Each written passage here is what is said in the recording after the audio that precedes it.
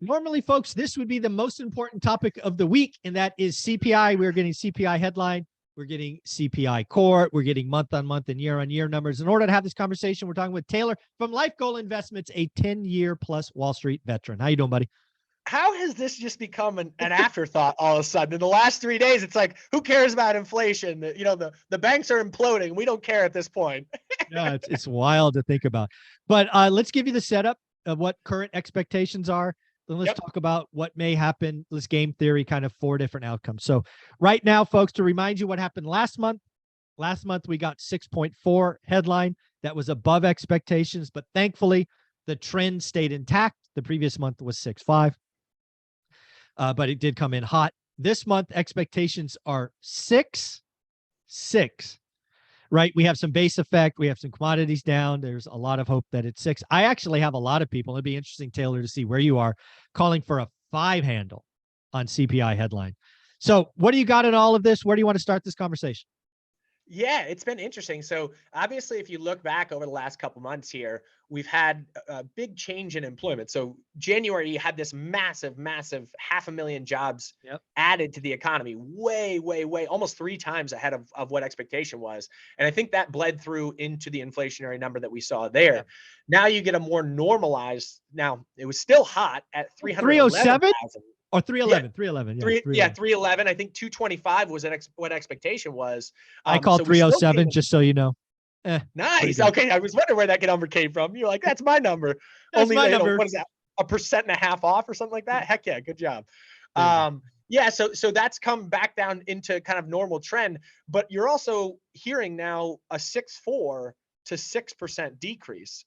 That's a pretty meaningful drop That's off in meaningful. inflation. Yeah. And I just don't know that we get there. I take the over marginally, call it 6.1, but that said, I'm not, that's not hugely going on a limb. I totally get that, but I don't think that we can get that bleed through down into the Yeah. 5s with the employment market the way it is.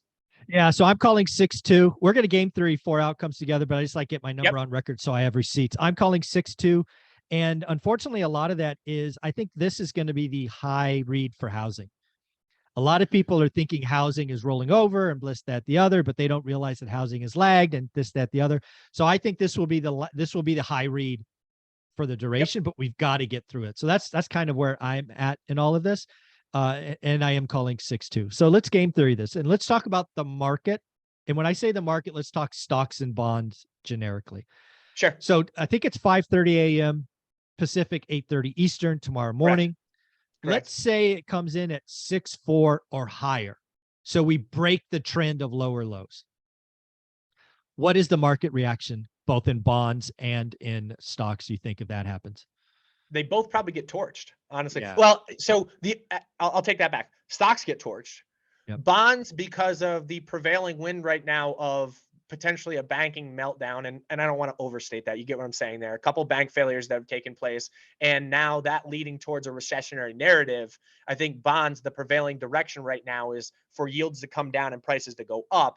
This would be a counter to that, but I think that this probably is slightly less impactful, as crazy as that says.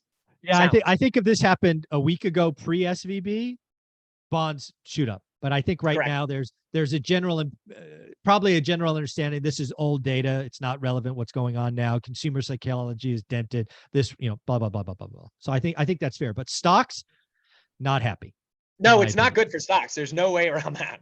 Yeah. So okay. So the next question is: let's say it comes in at 6.1 to 6.4. So again, trend stays intact, but once again above expectations. Same answer to a less meaningful degree. Yeah. So stocks get beaten up based on that. Stocks would then have the 2 wins at the back of the sails in the wrong direction. Recessionary movement. The banking market seems to be showing some cracks right now. And then conversely, inflation's still a bigger issue than what we anticipated. Yeah. And honestly, all of the inflationary data that we've gotten this year has come out, inflation is a stickier problem than what we've seen. Yeah, all of it is kind of like slowing down, right? And again, I keep telling people, right? We've already got the easy stuff done. Now we're doing the hard, and then there's the really, really hard later. So rent in New York City is still averaging $5,200 a month. They're talking about converting the Empire State Building from commercial into residential. because of that very reason. Commercial market is struggling, and therefore obviously rents are still super high, so they could convert that and make income the other way. There's some zoning laws. I don't want to get off topic, but that's just, those things are going on. Yeah, exactly. So now let's say it comes in on the screws. You get a 6, right? Trends intact. You're getting meaningful deflation. Housing is probably peaked. Last month, if this, I mean, to get to that number, you have to have housing rolling over at some level. Yep. Where does stuff go with that? Bonds continue to rally because now that's a tailwind to them. So you get price appreciation in high quality bonds, treasuries, investment grade corporates, et cetera. On the other side, stocks, probably that's the leveling out of stocks, because it would take some of the negative news that we're seeing right now and saying they're kind of priced at this level. Yeah. Correct. We're at least now seeing the Fed movements take hold in the interest rate or in the inflation markets, and that would be a positive there. All right. Well, now let's play with the fun one. Let's say the people that are out over their skis, in my opinion, are right. We get something with a 5 on it, 5.9, 5.8, shoot 5.7, 5.6, whatever you want, below expectations. The trend is accelerating at this point. Yep. I can just hear Kathy Wood scream deflation, deflation, deflation. But let's assume it's got a 5 handle on it. What's going on? You get a rally on both sides, I think. And that's what we're hoping for right now. I mean, I'm looking at the market right now.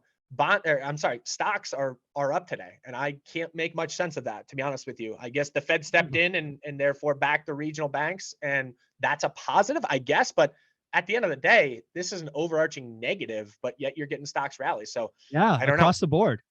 Yeah. Bonds are, sub 3.5. Bonds are rallying huge, which makes sense, because this is, I would think, a risk off tenor to the market, but stocks are rallying on this side. So it's an interesting one.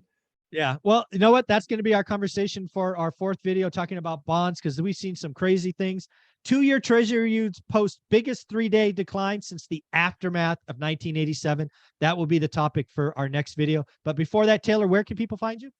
Yeah, find us on TikTok and on Instagram at Life Goal Investments. Thanks, buddy.